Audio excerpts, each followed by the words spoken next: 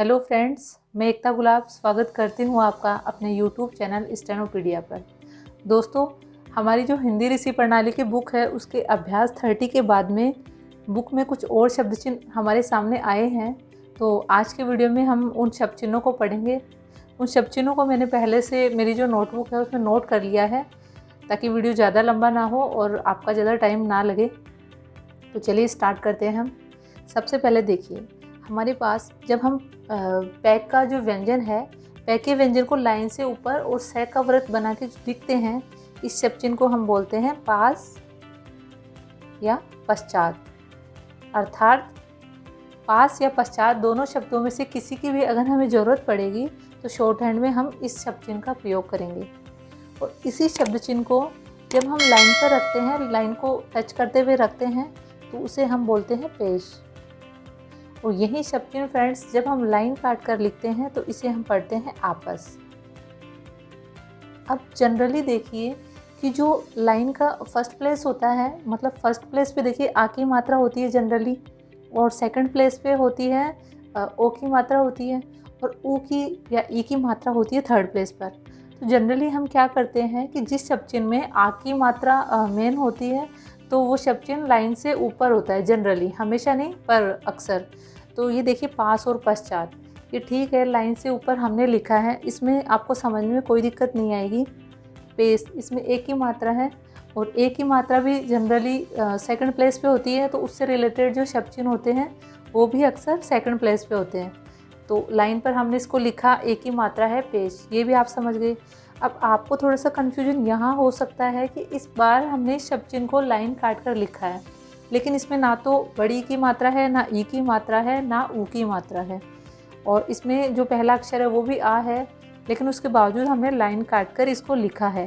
तो चूँकि बुक में यही दिया हुआ है, लेकिन फिर भी आप चाहें और आपको कन्फ्यूज़न ना हो तो आप एक तरीका और यूज कर सकते हैं। जैसे देखिए, आपके पास का शब्द चिन्ह है जिसे हम किस तरीके से लिखते हैं, लाइन से ऊपर पै के साथ में सै के सर्कल को यूज करते हुए।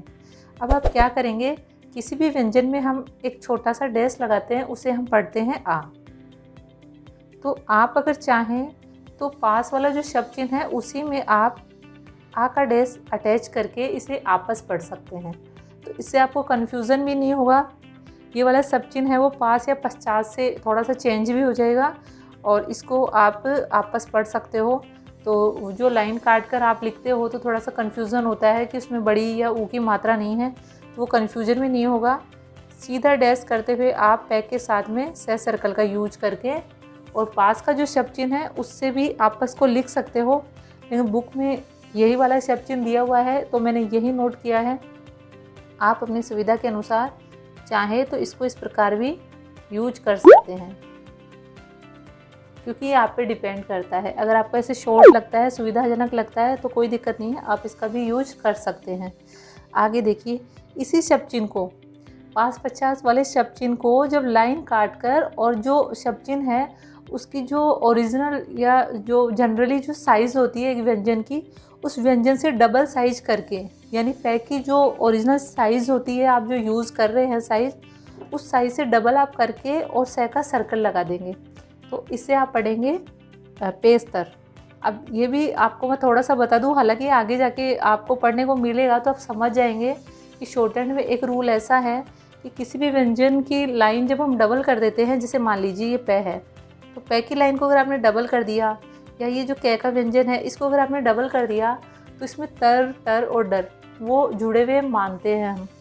तो ये पै का व्यंजन है और पै के व्यंजन को जब हमने डबल कर दिया तो इसमें तर जुड़ गया और साथ में इसमें सै है, या इस तरीके से मान सकते हैं पेश का शब्द चिन्ह है और इसकी जब साइज हमने डबल कर दी तो इसमें हम तर को जुड़ा हुआ समझेंगे। तो इस प्रकार आप समझ के भी शब्द चिन्ह को याद कर सकते हैं कि साइज डबल होने से इसमें तर जुड़ गया। ये वाला जो रूल है तर, टर और डर जुड़ने वाला, ये हम आगे के वीडियो में पढ़ेंगे। तो अभी के लिए बस आप इतना देख लीजिए कि पेश के शब्द चिन्ह की साइज़ अगर हम डबल कर देते हैं और लाइन काट कर हम लिखते हैं तो उसे हम पढ़ते हैं पेशतर, पेशतर। अब देखिए आगे चलते हैं। तो ये वाला जो शब्द चिन्ह है, यानी कि जो रे का व्यंजन है इस तरीके से, उसी को हम थोड़ा सा इस प्रकार डैश लगा के लिखते हैं, तो उसे हम पढ़ते हैं बाहर या खराब। बाहर और ख़राब दोनों के लिए हम इसी शब्द चिन्ह का यूज करेंगे। र के साथ में छोटा सा डैश, बिल्कुल हल्का सा डैश लगाना है आपको और लाइन से ऊपर लिखना है। इसी शब्द चिन्ह को जब हम लाइन पर रखते हैं तो इसे हम पढ़ते हैं देर। और यही शब्द चिन्ह जब हम लाइन काट कर लिखते हैं तो इसे हम पढ़ते हैं दूर या धीरे। दोनों के लिए हम इसी शब्द चिन्ह का यूज़ करेंगे। अब आगे देखिए इधर। तो इधर के लिए आपको क्या करना है, आपको ये तो पता है कि रे का आंकड़ा हम कैसे अटैच करते हैं किसी भी व्यंजन में। तो द में जब हम रे का आंकड़ा जोड़ देंगे इस प्रकार से और उसको लाइन पर रख देंगे हम, तो उसे हम पढ़ेंगे इधर। और इसी शब्द चिन्ह में जब हम रे का आंकड़ा जोड़ देंगे, लेकिन ये वाला जो डैश है वो जब हम नीचे की साइड लगा देंगे तो उसे हम पढ़ेंगे उधर। और जब ये धर वाला जो शब्द चिन्ह है, इसी में जब हम धर वाले शब्द चिन्ह से पहले कै को अटैच कर देंगे तो इसे हम पढ़ेंगे इधर। और धर वाला जो शब्द चिन्ह है उससे पहले ही अगर हम जय को अटैच कर देते हैं तो इसे हम पढ़ते हैं जिधर। और इसी शब्द चिन्ह को जब हम तय में अटैच करते हैं तो हम इसे पढ़ते हैं तिधर।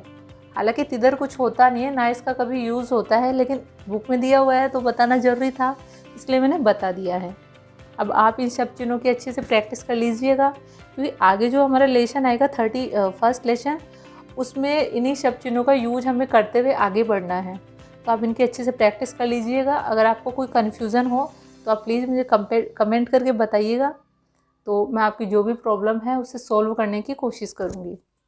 वीडियो अगर आपको अच्छा लगा हो तो प्लीज़ इसे लाइक करना ना भूलें, अपने फ्रेंड्स के साथ शेयर कीजिए ताकि वो भी घर बैठे हुए शॉर्ट हैंड सीख सकें। Thank you for watching my video.